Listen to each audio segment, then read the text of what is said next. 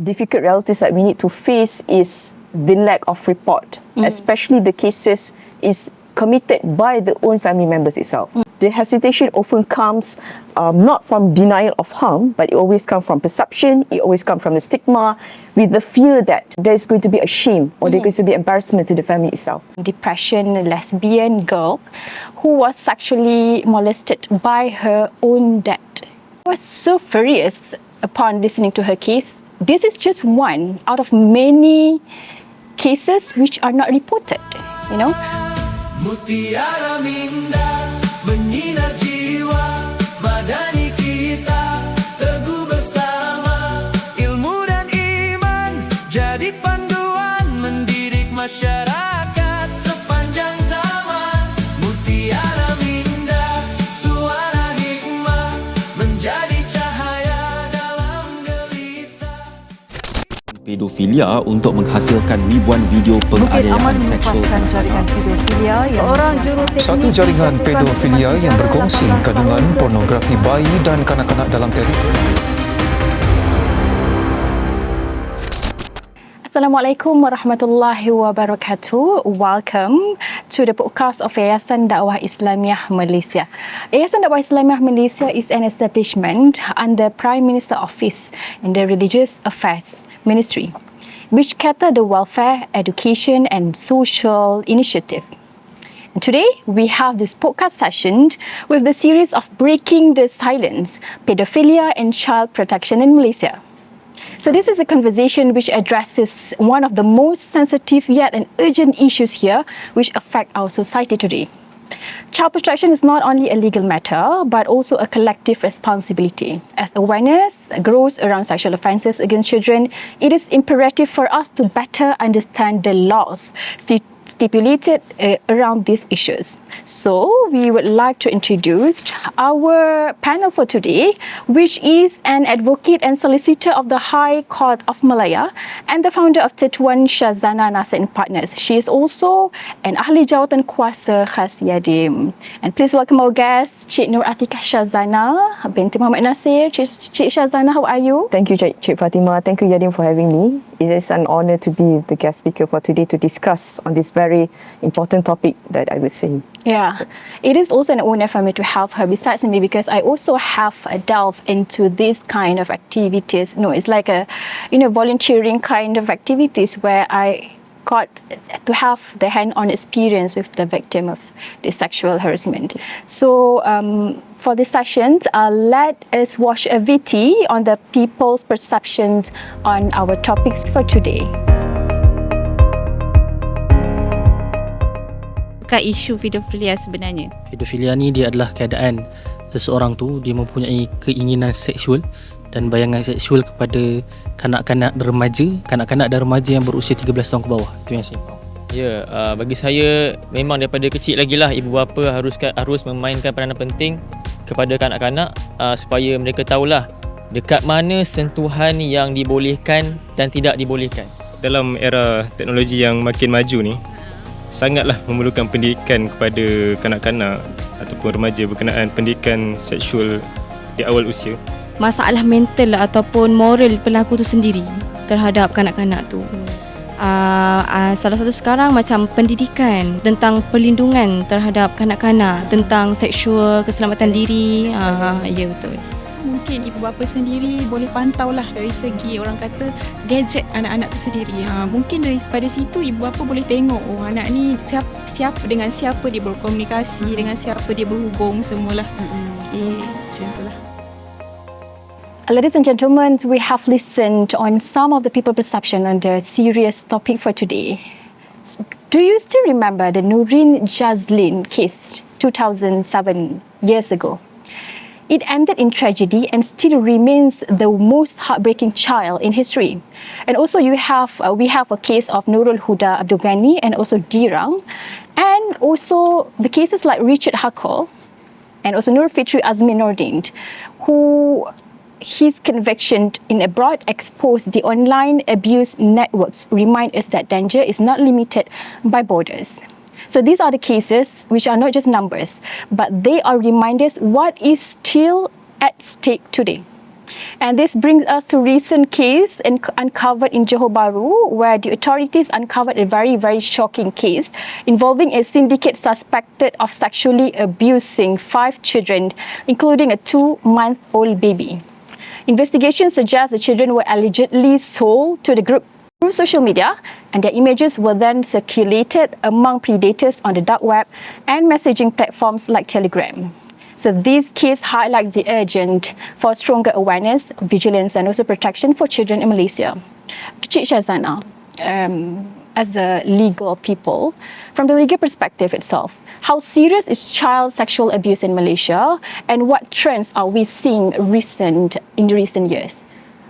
To answer to that question, from a legal and societal perspective, I would say that child sexual abuse cases is extremely serious and increasingly alarming. This is before answering to that question in more detail. I would like to quote the statistic that was recorded in our Department of Statistics of Malaysia, which we know as DOSM. The upward trend is very, very clear. I just would like to quote the 3 years before this, 3 years before to 2026. So before this is 2022, there were not 1,239 cases. In 2023, 1,567 cases, which is a 52.2 increase. In 2024, 1,959 cases, which is, we can see, another 25% increase.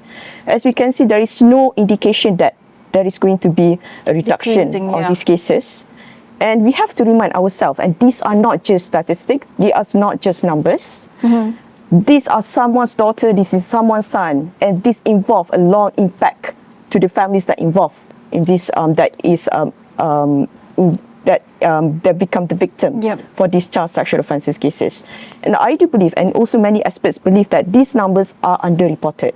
So based on these statistics and based on the cases and that were highlighted by Cik Fatimah before this, as we know, case of Nuri Jazlin is one of the cases that shook the nation's core to at the very maximum limit, because the very fact that we fail as a community, we fail as a society to protect, and that's why the cases happen, and we do not want that cases to be happen again. But to cite, this is an example of cases that were reported before this. This is 3 months ago, which I would like to quote. In March 2026, a man was charged with multiple offences, including rape and sodomy involving his own 6-year-old child. This happened in Johor Bahru. So this happened in last year. An offender was sentenced to 30 years imprisonment and whipping for the sexual abuse and killing of a 9-month-old baby. And third is a separate case reported, which is a technician convicted and sentenced to 18 years imprisonment and 24 strokes for trafficking babies and producing sexual abuse material. What this tells us is that these are not rare occurrences. They are happening with troubling frequency and sometimes reported almost weekly. So the reality is this: child sexual abuse, it cuts all social levels, and we cannot rely on assumption and who is safe right now. So basically, there are actually laws in Malaysia which protects the children. Correct. So, like, what are those laws? Then how can we feel assured that these children are protected in Malaysia? Before this, we relied heavily on Penal Code. But after the introduction of Sexual Offences Against Children Act 2017, which is known as SOACA, this is a comprehensive legislation or framework to protect exclusively to the children related, any related crimes against children.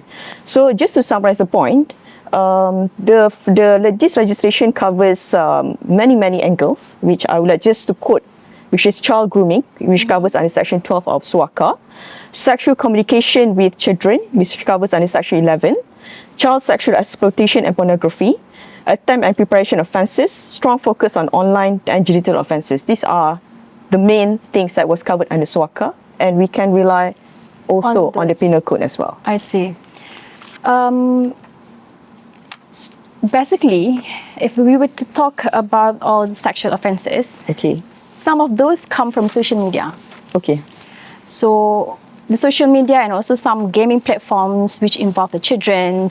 So how those so-called tools of the predators, how do they use that as the tools of them finding their victims.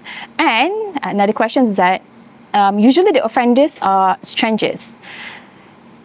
How do they catch the children's attention? How can they trust these predators, and how does the things happened? Okay.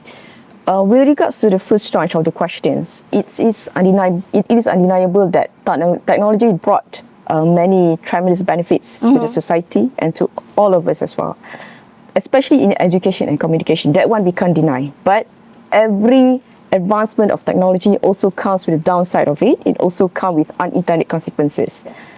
As we know, there are many social platforms right now. It's Facebook, TikTok, especially, and if let's say we talk about games, Roblox, all this, we can't. It's limitless what it comes to right now nowadays. So the concern today is not the technology itself; it's how the predators misuse this application, because they can rely on this technology to commit an offence against children. Because before this, if we talk about those days, they have to rely on physical interaction. Right now, it can happen anywhere, anytime, with just a click on the finger, and you can access through it, and they can commit it continuously, and most dangerously goes undetected. And the downside of it is that many gaming platforms do provide in terms of streaming communication, streaming access between players, and sometimes the parent do have the hurdles to monitor all these kind of conversations, all the activities related to the children. So based on these things, this is a loophole that we need to look into. Based on these platforms, it is extremely, I would say this is extremely, we need to monitor to make sure that these predators cannot misuse these platforms to commit an offence against children. So back to the second question, whether offenders usually strangers or other people the child already know. This is a stigma or misconception that we always talk about. We always are the impression that the offences are committed by stranger danger, I would say. But I would like to quote, this is an excerpt of an interview by Assistant Commissioner Bukit Aman. This is a Malay male interview by Bukit Aman Sexual Women and Child Investigation, which is under D11. Based on the statistic, there were 35,659,000 perpetrators for 9 types of sexual crimes against children during 2018 to November 30, 2023, with only slightly more than 25% of these being strangers to the victim. Can you see the figure itself? So during this period of nearly 6 years, about 74% of the perpetrators are those who are known to the children, where they are family or non-family members. And in fact, 35,659 offenders were family members. So if we see the data that was cited by this D11 division, this is quite, I would say this is very high. Very high figures that we should look into, and this is something that we can't take granted. We cannot take for granted of these numbers. So the data really dispels the idea of stranger danger. In reality, most harm comes from people already within the child circle of trust. So this is why prevention and awareness must go beyond stranger danger and focus on trusted environments where abuse can be hidden. Ladies and gentlemen, 74% of the perpetrators are actually those of whom the children know, and it's 13% of them are family members. So in many cases, families hesitate to report due to the stigma, shame, or fear of damaging family or the community relationships, especially when the alleged offender is a family member or someone who the victims know. So actually, there are some barriers that we need to overcome. I would just want to share some of my previous experience, Syazana, and also the audience. I had this several experience where I handled cases of this one depression lesbian girl who was sexually molested by her own dad. And I was so furious upon listening to her case. This is just one out of many cases which are not reported. You know, I have to ask one of my friend in that specific region to help that person because I was very far away from her. So it just made me thinking, and how could we help spread the awareness? How can we help them to overcome the barriers? Why don't they report the sexual assault or molested regarding the children? And these are the things that we need to discuss in this podcast. As I've cited earlier, I do believe, and also many experts believe, that there are many unreported cases that involving related to sexual harassments against children. And one of those hurdles, or one of those difficult realities that we need to face is the lack of report, especially the cases is committed by the own family members itself.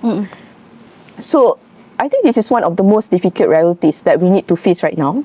The hesitation often comes not from denial of harm, but it always comes from perception, it always comes from the stigma, with the fear that there is going to be a shame or there's going to be embarrassment to the family itself.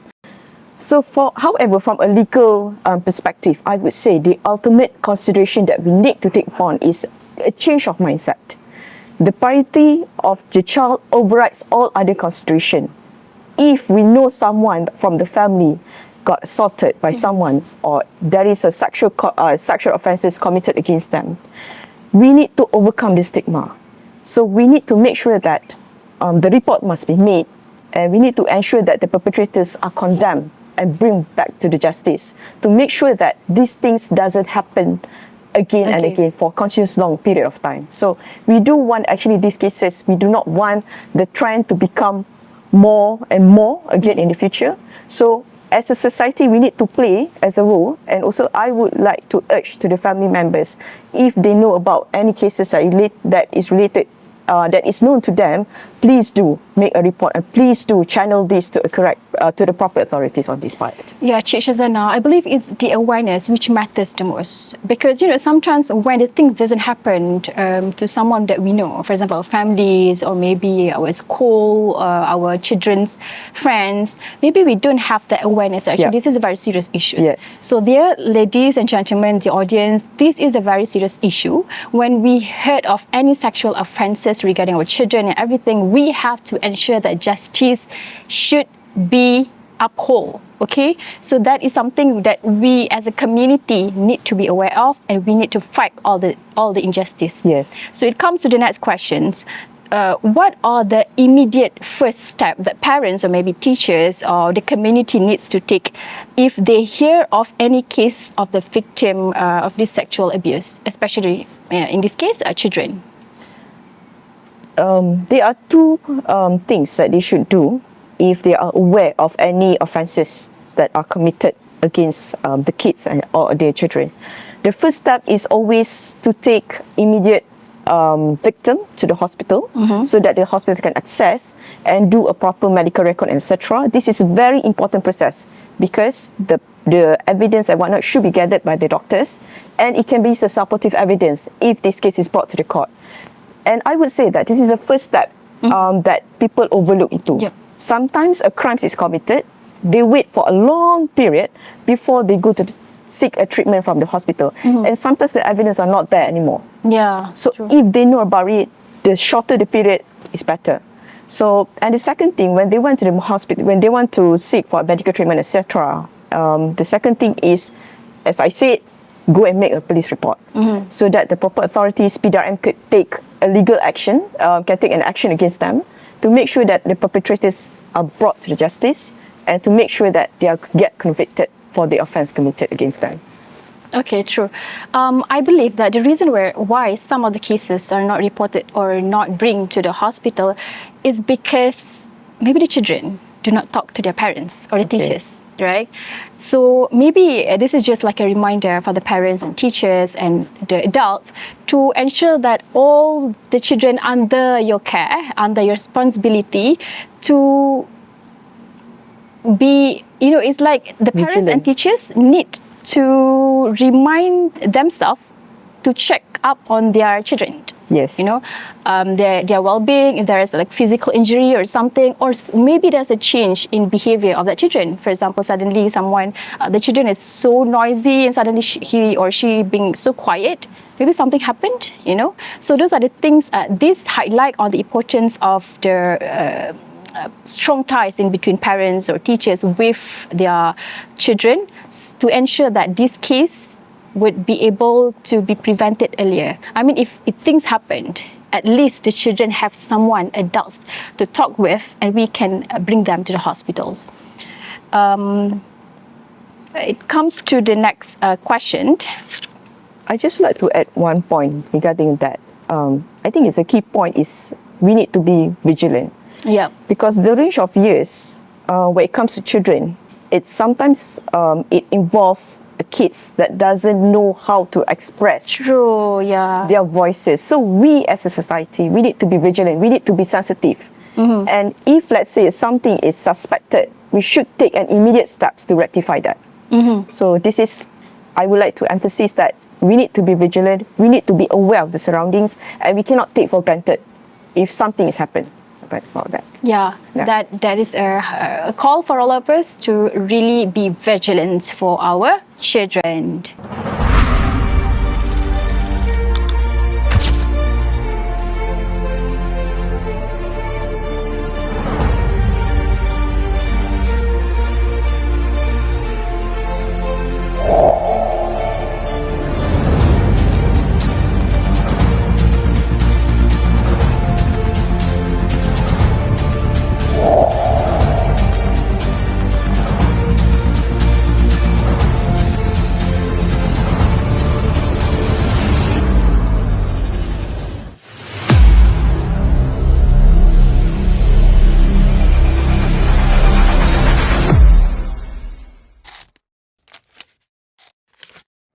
Dear audience, in order for us to curb these pedophile issues and sexual offences related to children, we need a collective action from the NGO, the community, the mosque, schools to prevent this from reoccurring again. So, Cik Syazana, how can our school, our mosques, our NGOs and also our community work together hand by hand to prevent and also to protect children, to support victims, to remove stigma and also to encourage the safe reporting? Maybe you can help us to enlighten. What are the things that we can do? What are the things that we can support each other? To tackle on this issue, at the very root cause of the matter, I would say that the child protection cannot rest in one single institution. There must be a coordinated effort from all society. It means it requires a multi-layered organizations involving families, schools, institutions, NGO, as well as the enforcement agencies. At the prevention level, I would believe that schools and community institutions play a vital role in educating or teaching children about boundaries, safe behaviour, and how to report if, let's say, there are offences committed against them. And training for teachers and caregivers is very important so that warning signs can be recognised or can be detected at the very early level. As per NGO as well as religious institutions like NGO, MOS and etc., I would say they do have played a significant role in terms of reinforcing values of protection, responsibility from religion perspective, and creating awareness program, outreach to the victims that is unwilling to do a report, etc. And I think these areas should be utilised or should be optimised by this NGO, where they can actually assist the government to actually tackle about this issue. So in terms of post-incident care, I would believe that a coordination is very critical. Once a report is being made, not only the investigation should be properly conducted, but we make sure that the victims must be properly cared by the system, so that they are willing to go all the way. In terms of post-incident care, coordination is very critical. Once a report is being made, we must make sure that the victim is properly cared, so that they could give a full cooperation when investigation is being done, and to make sure that the predators or the perpetrators be brought to the justice.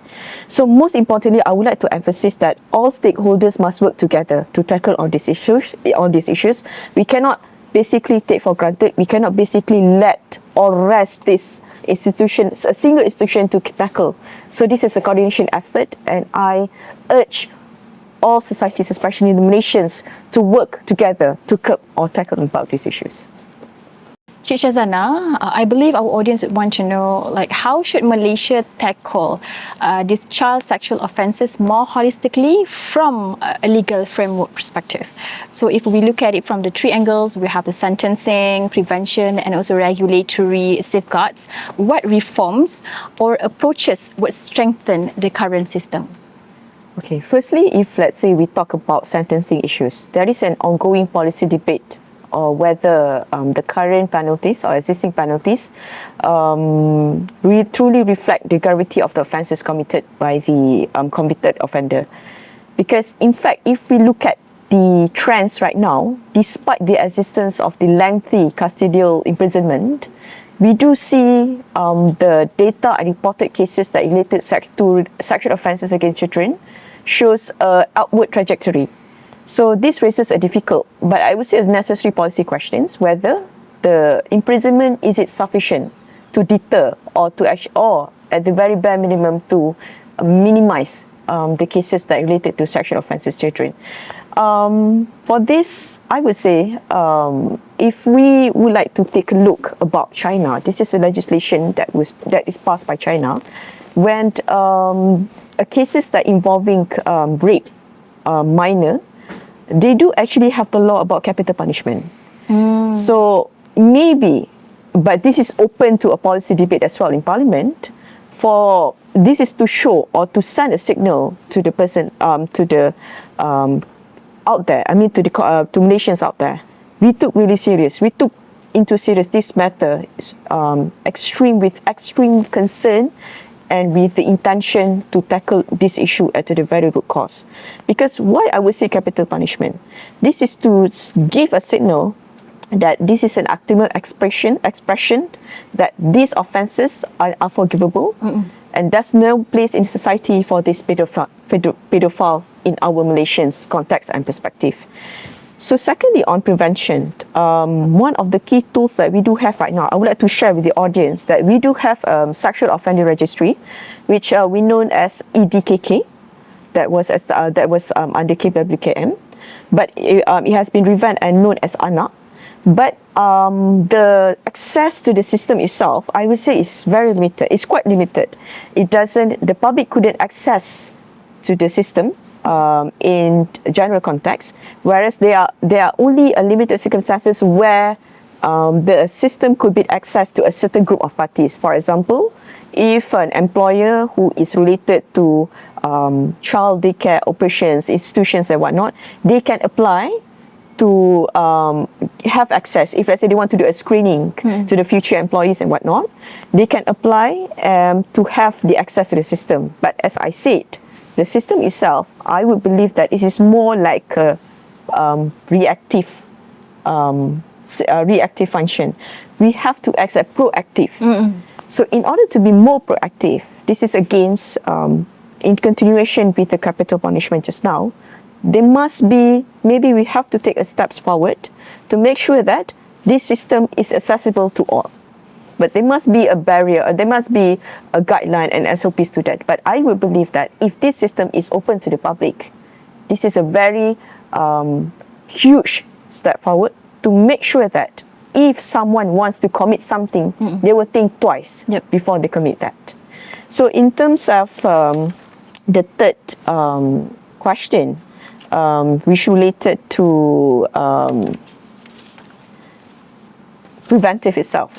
At the institutional level, I would say mandatory vetting and continuous screening should be strengthened for anyone working in environments. So make sure that the obligation, the obligation is held by all societies to make sure that the children's is being kept as priority at all levels. So I would believe that a holistic legal framework rests on three pillars, which is first is the prevention, second is the legislation itself, and third is in terms of the society rules, in terms of to tackle these issues to the very root cause of the matter. So the legal system must therefore operate on two fronts, which is punishing harm when it occurs and preventing access before harm even happens. So as cases that was highlighted by Cik Fatimah earlier, as case of Nuri Jazlin, as a case of Dirang, we don't want this case to be happen again. So we do not want to keep stagnant and to keep a very, very minimum effort to tackle on this issue. If we want to tackle this issue, if we want to curb this issue, we have to take a progressive steps if we want to protect our children at the maximum level. Okay. Cik Syazana, I've read this one news, which is in Indonesia. They have this punishment towards a pedophile, which involved the chemical castration.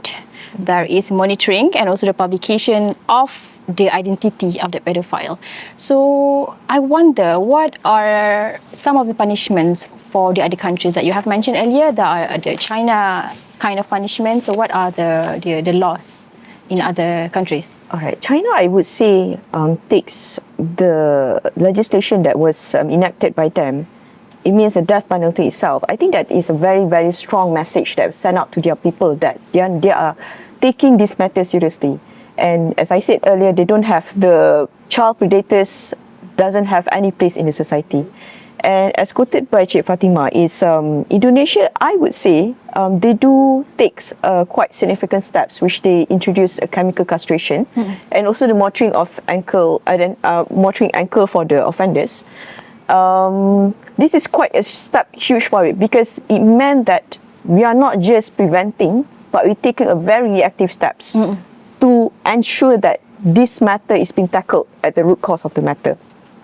And I would like to share that our MP come from Yang Mohamad Mas Amriyati from Masjid Tanah.